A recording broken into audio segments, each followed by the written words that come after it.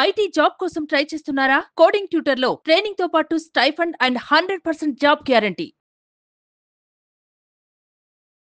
Welcome to Suman TV. నేను మీ Suman TV Nag. Kolkata ఇన్సిడెంట్లో ఇవాళ ఒక కీలక విషయం బయటికి రావడం జరిగింది. మమతా బెనర్జీ రిజైన్ చేయబోతుందా? అయితే ప్రీవియస్ వీడియో ఒకటి మేము చేయటం జరిగింది. ఇవాళ కొంతమంది నిరసనకారులు డాక్టర్స్ మమతా బెనర్జీతో కూర్చొని మాట్లాడటం జరిగింది. సో ఎప్పుడైతే మాట్లాడటం జరిగిందో ఆ డిస్కషన్ తర్వాత ఒక స్టేట్మెంట్ బయటికి రావడం జరిగింది. అంటే నేను రాజీనామాని ఆఫర్ చేస్తున్నాను అనేటువంటి దాన్ని. దీనికి సంబంధించినటువంటి కీలక అంశాలు విషయాలని ఈరోజు మనతో పాటు హైకోర్టు అడ్వకేట్ రవీంద్రనాథ్ గారు ఉన్నారు. వారి మాటలను అడిగి తెలుసుకుందాం. Hello sir. హాయ్ అండి నాగరాజ్ గారు. First of all thank you so much అండి ఇది డిస్కస్ చేసేటప్పుడు. ఎందుకంటే ఇవాళకి నాకు తెలుసు న్యాయం కోసం మీ దగ్గరికి ఎంతమంది వస్తే వాళ్ళకు కూడా మీరు ఓకే చేద్దాం మన వంతుగా మనం ఎప్పుడైనా సరే చెయ్యాలి అనుకున్నటువంటి ఆలోచనతోటి డెఫినెట్గా వాళ్ళ ముందుంటారు. స్క్రీన్ మీద మీకు ఎవరు కనిపించేటువంటి నెంబర్కి ఎవరు ఫోన్ చేసినా సరే సో వాళ్ళకైతే ఫస్ట్ వాళ్ళకి ఏదైనా న్యాయం కావాలి అని అంటే వాళ్ళ కోసం నిలబడతారు. అది చాలా తక్కువ మందికే తెలుసు. సో ఆ విషయంలో నేను స్పెషల్ థ్యాంక్స్ చెప్తూ ఇవాళ ఏ ఎజెండా కోసం అంటే మనం మంచి కోసం ఏ విధంగా అయితే ముందుకు వెళ్తూ ఉన్నామో ఆ మంచి జరిగే అవకాశం ఉంది అనుకునేటువంటి ఆలోచన క్రియేట్ అయ్యేలాగా మమతా బెనర్జీ రిజైన్ అనేటువంటి ఒక స్టేట్మెంట్ బయటికి రావడం జరిగింది. దీని వెనక ఉన్నటువంటి అంతరార్థాలు కానివ్వండి లేదంటే డిస్కషన్ కానివ్వండి ఏం జరిగింది? నాగరాజ్ గారు, ఈరోజు మనకి సాయంత్రం జరిగిన కొన్ని సంఘటనలు, ముఖ్యంగా వెస్ట్ బెంగాల్ ప్రభుత్వానికి నిరసనకారులకి మధ్య చర్చలు జరుగుతాయి అని మనం ఏదైతే ఆశించామో దానికి సంబంధించి కొన్ని అప్డేట్స్ అయితే మనకు వచ్చాయి. దీనికి సంబంధించి ముఖ్యంగా గడచిన 3 రోజులుగా సుప్రీంకోర్టు డెడ్ లైన్ విధించారు. సెప్టెంబర్ 10వ తారీఖు సాయంత్రం 5 గంటల్లోగా విధుల్లో జాయిన్ అవ్వమని చెప్పి ట్రైనింగ్ డాక్టర్స్ అందరూ కూడా చెప్పడం జరిగింది. అందులో భాగంగా వీళ్ళు మాత్రం సుప్రీంకోర్టు ఇచ్చిన తీర్పుకి వ్యతిరేకంగా పూర్తిగా వాళ్ళు మరలా మేము నిరసన తెలుపుతాం, మా డిమాండ్స్ ఏవైతే ఉన్నాయో మా డిమాండ్స్ ఇప్పటిదాకా నెరవేరలేదు, ఆ అమ్మాయికి జస్టిస్ జరగలేదు, నిందితుడికి ఇప్పటిదాకా ఎటువంటి తీర్పు జరగలేదు, అదేవిధంగా మాకు జరుగుతున్న మేమైతే ప్రొటెస్ట్ చేస్తున్నాం మా హెల్త్ వర్కర్స్ సంబంధించి మీరు ఎటువంటి చర్య తీసుకోవట్లేదు, అదేవిధంగా సిపి రాజీనామా చేయాలనుకున్నాం ఆయన దగ్గర నుంచి కూడా ఎటువంటి ఇది రావట్లేదు, కాబట్టి సుప్రీంకోర్టు తీర్పులను ధిక్కరిస్తాం అన్నట్టుగా ధిక్కరించి వాళ్ళు మరలా సెప్టెంబర్ 10 నుంచి కూడా నిరసనకారులు నిన్నటి నుంచి లాల్ బజార్ ఎదురుగున్నటువంటి ఈ పోలీస్ హెడ్ క్వార్టర్స్ దగ్గర వాళ్ళు ధర్నాలు చేస్తున్నారు. ఇది చాలా తీవ్రతరమైనటువంటి సిచ్యువేషన్ తర్వాత బెంగాల్ ప్రభుత్వం ఒక మెట్టు దిగి నిరసనకారులకు ఒక ఆఫర్ చేసింది. మీతో మేము చర్చలు చేయడం సిద్ధంగా ఉన్నాం అని చెప్పి ఇన్వైట్ చేయడం జరిగింది. ఇది గడిచిన 2 రోజులుగా జరుగుతుంది నిరసనకారులకి మమతా బెనర్జీ ప్రభుత్వానికి మధ్యలో. అయితే ఈరోజు మమతా బెనర్జీ ప్రభుత్వం నుంచి హెల్త్ మినిస్టర్ అయినటువంటి చంద్రికా భట్టాచార్య గారు ఒక లెటర్ ఆఫర్ ఇచ్చారు. అందులో ఏంటంటే మేము రెడీగా ఉన్నాం, ఈరోజు ఈవినింగ్ 5 o'clock రండి, మీరు వస్తే మేము చర్చలు సిద్ధంగా ఉన్నాం అని చెప్పడం జరిగింది. అయితే ఇక్కడ నిరసనకారులు ఒక అప్లికేషన్ రైజ్ చేస్తారు. ఏంటంటే మీకు మాకు జరిగిన చర్చలు ఏవైతే ఉన్నాయో ముందుగా భట్టాచార్య చెప్పేదంటే హెల్త్ మినిస్టర్ సిపి వచ్చి కూర్చుంటారు, మీరు కూడా రండి మీ డిమాండ్స్ పరిష్కరిస్తాం అన్నట్టుగా ఒక సూచన చేస్తే నిరసనకారుల వైపు నుంచి దాన్ని రిజెక్ట్ చేశారు. మాకు మమతా బెనర్జీ గారు ముఖ్యమంత్రి స్థాయిలో ఆవిడొచ్చి కూర్చుంటేనే, ఎందుకంటే ఆవిడ వైద్య ఆరోగ్య శాఖ మంత్రి, హోమ్ మినిస్టరు, చీఫ్ మినిస్టర్ ఆవిడే, కాబట్టి ఆవిడొచ్చి కూర్చుంటే మేము ఆ చర్చలకు వస్తామని చెప్పడం జరిగింది. దీనికి కూడా ప్రభుత్వం కొంత ఒక మెట్టు దిగినట్టుగా కనిపించి చర్చలకు మేము వస్తామని ఆఫర్ ఇవ్వడం జరిగింది. అయితే ఇక్కడ ఒక ఇంట్రెస్టింగ్ పాయింట్ ఏంటంటే నిరసనకారుల మధ్య జరిగింది 5 o'clock వస్తామని చెప్తూ వాళ్ళు ఏమన్నారంటే ఏదైతే మీకు మాకు మధ్య జరుగుతున్న ఈ సంఘటన ఏదైతే ఉందో ఆ చర్చలు ఉన్నాయో ఇవి లైవ్ టెలికాస్ట్ చేయాలి, లైవ్ టెలికాస్ట్ అయితేనే మేము ముందు వస్తామని చెప్పడం జరిగింది. అయితే ప్రభుత్వం దీనికి సుముఖంగా లేదు, లైవ్ టెలికాస్ట్ చేయడానికి కుదరదు, మేము రికార్డ్ వీడియోస్ చేస్తాం మీరు రండి అని చెప్పారు. 5 o'clock ఆఫర్ ఇచ్చారు. అయితే ఈవినింగ్ 5 o'clock నిబ్బన హౌస్ అంటే సెక్రటేరియట్, ఎక్కడైతే వెస్ట్ బెంగాల్ సెక్రటేరియట్ నిబ్బన హౌస్ కదా ప్రాంతానికి సుమారుగా వేలాది మంది నిరసనకారులు వచ్చారు. అందులో ఎవరైతే సెలెక్టెడ్ ముందుగా 10 మంది అన్నారు, 15 మంది వరకు మేము అంగీకరిస్తామని చెప్పి ప్రభుత్వం అంగీకరించడం, దీనికి వీళ్ళు మాత్రం 25 మంది సిద్ధపడ్డారు. Health workers, different associations, AIIMS దగ్గర నుంచి స్థానికంగా ఉన్నటువంటి మెడికోస్ దగ్గర వరకు టోటల్గా ఒక 25 మంది నాయకులు ఒక గ్రూప్ వెళ్ళారు. అయితే అప్పటికే మమతా బెనర్జీ గారు ఆ నిబ్బన హౌస్లో పెద్ద హౌస్లో ఈ సిట్టింగ్ కోసం చెప్పి ఆవిడ వెయిట్ చేస్తున్నారు. 5 అయింది, 5:15 అయింది, 5:30 అయింది, 5:30కి వెళ్ళినటువంటి నాయకులందరూ కూడా ఆ హౌస్ దగ్గర వెయిట్ చేస్తూ కూర్చున్నారు. అంటే మమతా బెనర్జీ గారు ఉన్నటువంటి క్యాంప్ ఆఫీస్ లోపల కాకుండా బయట ముందున్నటువంటి రూమ్లో ఈ 25 మంది సభ్యులు కూర్చున్నారు, డిస్కషన్స్ చేయడం జరిగింది. టైం గడుస్తుంది, నిమిషాలు గంటలు అవుతున్నాయి, 1-2 గంటలైంది. అప్పటిదాకా మమతా బెనర్జీ గారు అక్కడే తను వెయిట్ చేస్తూ ఉన్నారు. 2 గంటల పాటు వీళ్ళు చర్చలు చేసిన తర్వాత వీళ్ళు బయటకు వచ్చి ఒక మాట చెప్పారు, మేము లైవ్ స్ట్రీమింగ్ అయితేనే వెళ్తాం. అంటే అర్థం ఏంటి, ప్రత్యక్ష ప్రసారంలో ఉన్నటువంటి చర్చా కార్యక్రమాలకి మేము ముందుకు వెళ్తాం. వీళ్ళు ఏదైతే రికార్డు వీడియో అంటున్నారో రికార్డు వీడియోని మేము అంగీకరించాం. ఎందుకు అంటే అది మరలా దాన్ని ఎడిటింగ్ చేసే అవకాశం ఉంటుంది. సో ఉన్నటువంటి ఉన్నటువంటి టాపిక్స్ ఏవైతే ఉంటాయో, మేము మాట్లాడిన టాపిక్స్ కానీ ప్రభుత్వం మాకు చెప్పే టాపిక్స్ని ఎడిటింగ్ చేసే అవకాశం ఉంటుంది. కాబట్టి ఈ కార్యక్రమం మాకొద్దు, లైవ్ స్ట్రీమింగ్ కానీ ప్రభుత్వం ఒప్పుకుంటే ఇమ్మీడియట్గా ఈ క్షణం మేము చర్చలకు వస్తాం, దానికి అంగీకరించమని చెప్పి వాళ్ళు మరలా ఒక లెటర్ పాస్ చేశారు హెల్త్ మినిస్ట్రీకి చీఫ్ సెక్రటరీ ద్వారా. ఈ విషయం తెలుసుకున్నటువంటి చీఫ్ సెక్రటరీ అలాగే health secretary at the same time DGP వీళ్ళందరూ కూడా మరలా మమతా బెనర్జీ గారికి ఈ విషయం చెప్పడం జరిగింది. మమతా బెనర్జీ గారు మాత్రం చెప్పిన విషయం అంటే ఇది లైవ్ స్ట్రీమింగ్ చేయడం కుదరదు, ప్రత్యక్ష ప్రసారం చేయడం అనేది ఎట్టి పరిస్థితుల్లో కుదరని పని, కాబట్టి మేము చేయలేమని చెప్పడం జరిగింది. అయితే ఇక్కడ ఎందుకు చేయరు, మళ్ళీ వీళ్ళందరూ మళ్ళీ బయటకు వచ్చి మేము అలాంటి పక్షం కాని పక్షంలో మేము ఈ కార్యక్రమంలో మేము ముందుకు రాము, మేము జస్టిస్ వచ్చేదాకా మేము ఉంటాం అని చెప్పడం జరిగింది. ఇక్కడ ఒక ట్విస్ట్ జరిగింది నాగరాజు గారు. ఏం జరిగిందంటే మమతా బెనర్జీ గారు లోపలికి వెళ్ళి మొత్తం తనకున్న సిపి, తన హెచ్పి అని హెచ్సి అంటారు, అంటే హెల్త్ సెక్రటరీ, వీళ్ళందరూ కూడా హెచ్ఎస్ అంటారు, హెల్త్ సెక్రటరీస్ అందరూ కూర్చొని ఒక గ్రూప్ మీటింగ్ పెట్టి అప్పుడు అరౌండ్ 7:15-7:30 టైంలో, అంటే ఈరోజు మధ్యాహ్నం, అంటే ఈరోజు డేట్ ఎంత అండి, సెప్టెంబర్ 12 ఈవినింగ్ 7:15 ఆకస్మికంగా ఒక ప్రెస్ మీట్ పెట్టడం జరిగింది మమతా బెనర్జీ గారు. తన వ్యూహ ఎత్తుగడలు, తనకున్న అపార అనుభవం, తనకున్నటువంటి 30-40 ఏళ్ళ రాజకీయ అపార అనుభవాన్ని గుమ్మరించి నిజంగా ఆ ప్రెస్ మీట్ అనేది మనం ఇందులో వీడియోలో కూడా వీలైతే అది ఒక చిన్న వీడియో కూడా పెట్టే ప్రయత్నం చేయండి నాగరాజు గారు. అందులో పెట్టిన వీడియో నిజంగా మాట్లాడిన మాటలు యావత్ జాతిని, ముఖ్యంగా వెస్ట్ బెంగాలీసి హృదయాలను ద్రవింపజేసే విధంగా మాట్లాడారు. తను ఫస్ట్ మాట ఏం చెప్పారంటే, వీలైతే నేను నా చైన్ కోసం నేను కూర్చోవట్లేదు, నాకు ముఖ్యమంత్రి సీట్ ఇంపార్టెంట్ కాదు, ఈ క్షణం నేను రాజీనామా చేయడానికి సిద్ధంగా ఉన్నాను, I will ready to resign this post. నాకు ముఖ్యమంత్రి పోస్ట్ అనేది కాదు, నాకు నా ప్రజలే ముఖ్యం, ఎవరైతే బాధిత తండ్రులు, బాధిత పేరెంట్స్ ఉన్నారో వాళ్ళకి నేను న్యాయం చేయడం ముఖ్యం అని విషయం మాట్లాడుతూ, ఎవరైతే హెల్త్ వర్కర్స్ ఉన్నారో వాళ్ళ వైపు నేను పోరాటం చేస్తాను. ఆల్రెడీ ఇదే షో ఆవిడ ఆల్రెడీ చేయడం జరిగింది. 20 days బ్యాక్ ధర్నాలో తనే ముందుండి తన హెల్త్ వర్కర్స్ తరఫున ధర్నాలో పార్టిసిపేట్ చేయడం జరిగింది ఒక 20 days బ్యాక్. అప్పుడు లైవ్లో ఆవిడ పార్టిసిపేట్ చేశారు. ఇక్కడ ప్రెస్ నోట్లో ఇవాళ ముఖ్యంగా ఎక్స్పెక్ట్ చేయలేదు ఎవరు కూడా ఇలాంటి స్టేట్మెంట్ మమతా బెనర్జీ గారు ఇస్తారని చెప్పి, ఎవ్వరు కూడా ఎక్స్పెక్ట్ చేయని స్టేట్మెంట్ ఆవిడ ఏంటంటే, నేను రాజీనామా చేయడానికి సిద్ధం, నాకు చైర్ ఇంపార్టెంట్ కాదు, ప్రజల యొక్క ఆకాంక్షలు ఇంపార్టెంటు, ప్రజల యొక్క భద్రత ఇంపార్టెంటు, హెల్త్ వర్కర్స్ యొక్క భద్రత ఇంపార్టెంటు, ఎవరైతే బాధితుల తల్లిదండ్రులు వాళ్ళ ఆరాటం, వాళ్ళ ఆత్మఘోష నాకు ఇంపార్టెంట్, కాబట్టి నా చైర్ నాకు కాదు. అయితే మీడియాలో ఒక ప్రశ్న వేశారు, మరి మీరు లైవ్ స్ట్రీమింగ్ యాక్సెప్ట్ చేయొచ్చు కదా, ఎందుకు మీరు ఒప్పుకోవట్లేదు అన్న విషయం రైజ్ చేశారు. అక్కడ చేసినప్పుడు ప్రెస్ మీట్లో దాన్ని కవర్ చేసుకుంటూ తను ఒక మాట మాట్లాడారు.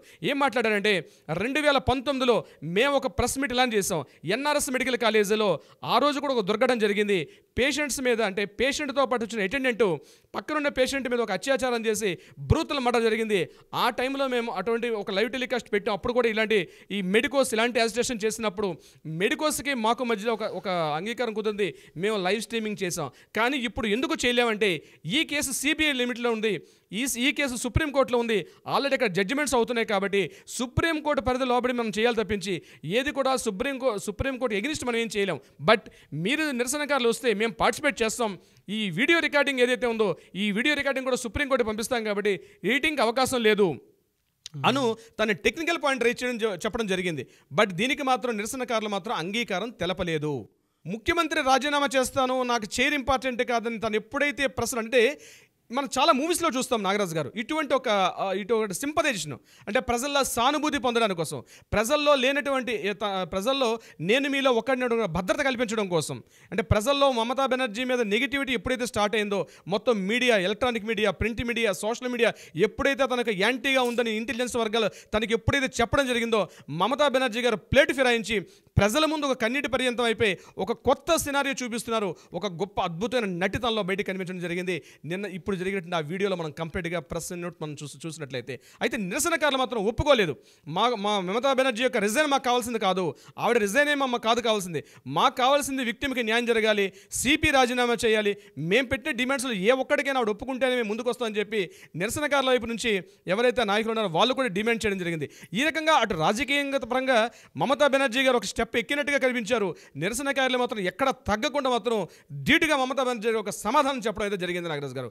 అట్ ద సేమ్ టైం ఇమీడియట్గా తృణమూల కాంగ్రెస్ పార్టీ వాళ్ళు బయటకు వచ్చి ఒక స్టేట్మెంట్ ఇచ్చారు. ఏ స్టేట్మెంట్ ఇచ్చారంటే, ఈరోజు దేశంలో బీజేపీ పరంగా మోడీ గారు ఇంతకుముందు మనకి ఢిల్లీలో జరిగినటువంటి రైతుల యొక్క పోరాటంలో కానీ లేకపోతే మణిపూర్ అల్లర్లో కానీ ఎక్కడైనా ఒక అంత ముఖ్యమంత్రి స్థాయి గల వ్యక్తి ఎక్కడైనా బీజేపీ పాలిత రాష్ట్రాల్లో కానీ నరేంద్ర మోడీ గారు ఎప్పుడైనా 1.5 to 2 hours ఒక నిరసనకారులకి ప్రజా ఉద్యమం ఎవరైతే చేస్తున్నారో వాళ్ళని రెస్పెక్ట్ చేస్తూ 2 గంటల సేపు తనకున్న అఫీషియల్ పనులని పక్కన పెట్టి వెయిట్ చేయడం ఎక్కడైనా చూశారని చెప్పి ఇమ్మీడియట్గా తృణమూల కాంగ్రెస్ పార్టీ నాయకులు ఒకసారి తన గలవెత్తడం మొదలుపెట్టారు. అటు వీళ్ళు ఒంటరి పోరాటం చేస్తున్నారు నిరసనకారులు. వీరికి ఎటువంటి అంటే ఇది యాక్చువల్గా ఏంటంటే నిరసనకారులకి మధ్య పార్టీకి మధ్య ఒక వైరం నడిచింది. సుమారుగా 3 గంటల పాటు వెస్ట్ బెంగాల్ కలకటాలో హై డ్రామా నడిచింది. కొన్ని వేల మంది అటు టీవీల వైపు సోషల్ మీడియా వైపు ఒకే కాన్సన్ట్రేషన్లో చూస్తున్నారు. మమతా బెనర్జీ మరొక మాట చెప్పారు, ఎందుకంటే ఇది ఇంటర్నేషనల్ వ్యాప్తిలోకి వెళ్ళింది. ఆవిడ మరొక అపాలజీ చెప్పారు. ముఖ్యంగా ఎక్కడెక్కడైతే నా రాష్ట్రంలో ఉన్నటువంటి వ్యక్తులే కాదు, దేశవ్యాప్తంగా ఉండే బెంగాలీసే కాదు, ప్రపంచవ్యాప్తంగా ఎక్కడైతే బెంగాలీస్ ఉన్నారో వాళ్ళందరికీ నేను అపాలజీ చెప్తున్నాను, నేను క్షమాపణ కోరుకుంటున్నాను అని ఒక మాట చెప్పడం అయితే జరిగింది. అయితే నిరసనకారుల తరపున ఇది నిజంగా ఒక విజయకేతనం అని చెప్పొచ్చు, ఒక విజయ సూచన అని చెప్పొచ్చు. This the first step. నిరసనకారులు 34 రోజుల పాటు ఏకధాటిగా చేసినటువంటి వారు ఏదైతే ఉద్యమం చేశారో ఆ ఉద్యమానికి సరైన ఫలితం తన అపాలజీ చెప్పడం, తను రిజైన్ చేయడానికి సిద్ధపడడం ఒక విధంగా మెట్టనే చెప్పుకోవచ్చు. ఇదిలా ఉండగా వెంటనే గవర్నర్ సివి ఆనంద్ బోస్ గారు ఇమ్మీడియట్గా రిటైర్డ్ అయ్యారు. ఆయన చెప్పిన స్టేట్మెంట్ రియల్గా వండర్ఫుల్. ఆయన చెప్పిన స్టేట్మెంట్ అంటే, నేను రాష్ట్రంలో రాజ్యాంగబద్ధమైన ఒక స్థాయి ఒక పాత్ర ఉంది కాబట్టి నాకు లిమిటేషన్స్ ఉన్నాయి కాబట్టి నేను మాట్లాడలేకపోతున్నాను, కానీ నేను మాత్రం ఈ రోజు నుంచి ఎక్కడైతే మమతా బెనర్జీ పార్టిసిపేట్ చేసే ఏ పబ్లిక్ మీటింగ్లో కానీ, మమతా బెనర్జీ పార్టిసిపేట్ చేసే ఎటువంటి ప్రోగ్రామ్స్లో కానీ, అధికారిక ప్రోగ్రాం కావచ్చు అనధికారిక ప్రోగ్రాంలు కావచ్చు, ఎక్కడ కూడా నేను పార్టిసిపేట్ చెయ్యను. ఎందుకంటే ఒక హోమ్ మినిస్టరు ఈ రాష్ట్రంలో శాంతి భద్రతలు పూర్తిగా లోపించినటువంటి తన వ్యవస్థ ఏదైతుందో పూర్తిగా వ్యవస్థ భ్రష్టు పట్టింది.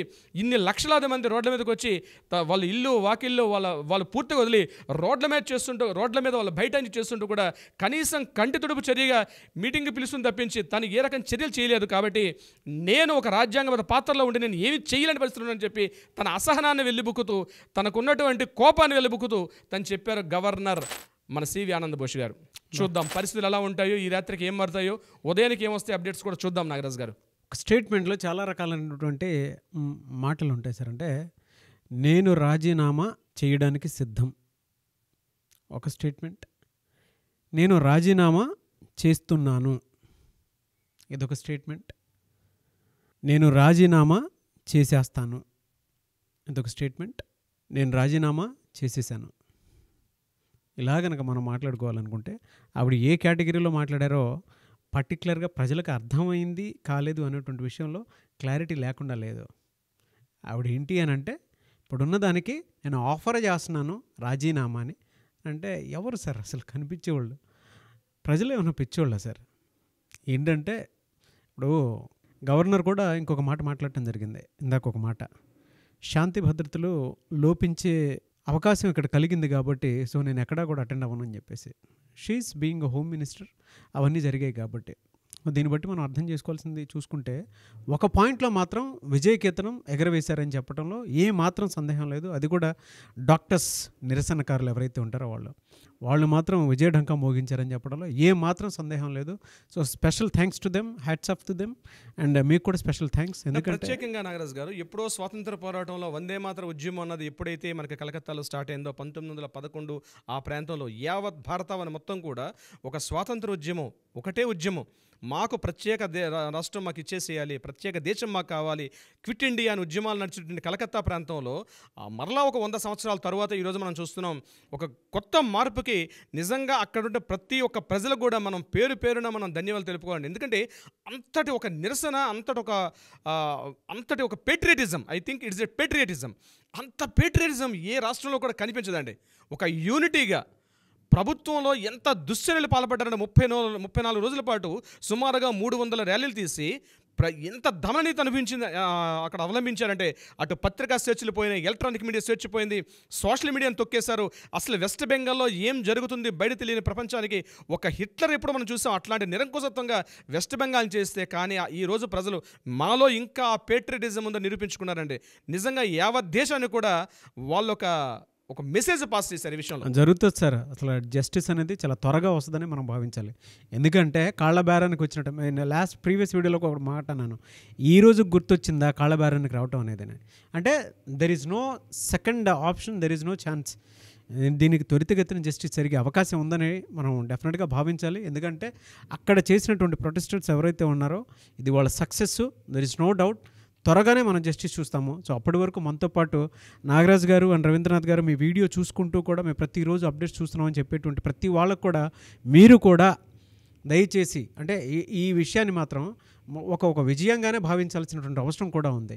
నేను రిజైన్కి సిద్ధం ఆఫర్ చేస్తున్నాను అనుకున్నటువంటి ఒక మాట ఆవిడ నోట్లో నుంచి రావడం కూడా, మమతా బెనర్జీ నోట్లో నుంచి రావడం కూడా నిజంగానే ఒక రకమైనటువంటి అంటే ఎవరైతే దీనికోసం ఫైట్ చేస్తున్నారో మన ఇంట్లో సమస్య అని చెప్పేసి వారందరికీ కూడా త్వరితగతిన జస్టిస్ వచ్చే అవకాశం ఉంటుంది. కాబట్టి సో ఒక విజయకేతనంగానే భావించాలి. Anyways thank you so much Ravindranath garu. Thank you so much Nagaraj గారు.